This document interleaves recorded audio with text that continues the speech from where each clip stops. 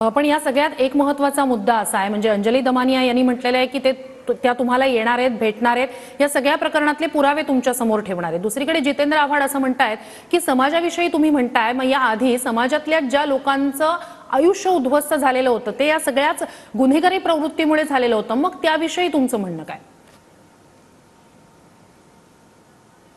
खूप सुंदर प्रश्न आहे आपला. ज्या न्यायालयीन प्रविष्ट बाबी आहेत त्या नामदेव शास्त्रीला विचारण्यामध्ये रस आहे का?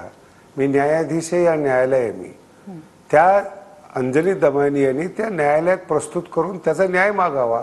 भगवान गडावर कागदपत्र पुरावे आणून नामदेव शास्त्री तुझ्या हातात थोडी सत्ता आहे, न्याय थोडाच आहे माझ्या हातामध्ये. नामदेव शास्त्रीजी झालंय असं की तुम्ही म्हणताय आशीर्वाद दिला, पाठिंबा दिला, पण सध्याच्या प्रकरणातला तुमचा आशीर्वाद आणि पाठिंबा हा सगळा समाज किंवा सगळा साधारणतः राज्याची जनता जी आहे ती याच प्रकारे घेणार आहे की आता आरोप जर होत असतील त्या व्यक्तीवर तर अशा प्रकारे आशीर्वाद आणि पाठिंबा देणं म्हणजे एक प्रकारे ते गुन्हेगारी प्रवृत्तीला समर्थन देण्यासारखं, आणि म्हणूनच जर ते पुरावे तुमच्या समोर ठेवणार असतील तर मग या सगळ्या संदर्भात तुमचं म्हणणं काय? बरोबर आहे, तुम्ही म्हणताय ते तुमच्या दृष्टीने बरोबर आहे. मला एक सांगा, आरोप सिद्ध झाल्यानंतर मी कोणालाही माफ करणार नाही हे मुख्यमंत्र्याचं वक्तव्य आहे, उपमुख्यमंत्र्याचं वक्तव्य आहे. हे मान्य आहे तुम्हाला? हो, हे मान्य आहे का?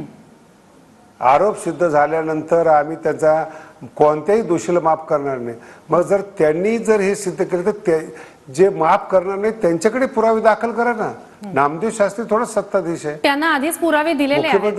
नामदेव शास्त्रीजी त्यांना आधीच पुरावे दिले. सर मग ते मुख्यमंत्र्याला प्रश्न विचारा की तुम्ही माफ का केलं नाही किंवा करणार नाहीत. ते मुख्यमंत्र्याचे उपमुख्यमंत्री प्रश्न मला विचारून काय फायदा आहे त्याचा? मला कागदपत्र देऊन काय फायदा आहे? मी राजकीय व्यक्ती नाहीये. पण या सगळ्या वक्तव्यांमुळे यावरनच आता राजकारण खरं तर सुरू झालंय. म्हणजे तुमचं वक्तव्य आशीर्वादाचं, पाठिंब्याचं, कसलं वक्तव्य पण केलंय राजकारण त्यावरूनच आता सुरू झालेलं आहे. अहो कसलं वक्तव्य केलेलं आहे? कसलं वक्तव्य केलं? हाताला सुई घालून आलेला एखादा म्हणजे माणूस ज्याच्या डोळ्यामध्ये दुःख येत आणि हातातून रक्त वाहत त्याला आशीर्वाद देणं.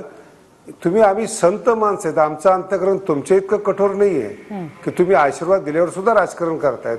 त्या व्यक्तीची अवस्था बघा, पहिल्यांदा 53 दिवसामध्ये त्याला गडावर झोप आली, त्याचा मला आनंद झालाय म्हणून मी आशीर्वाद दिलाय.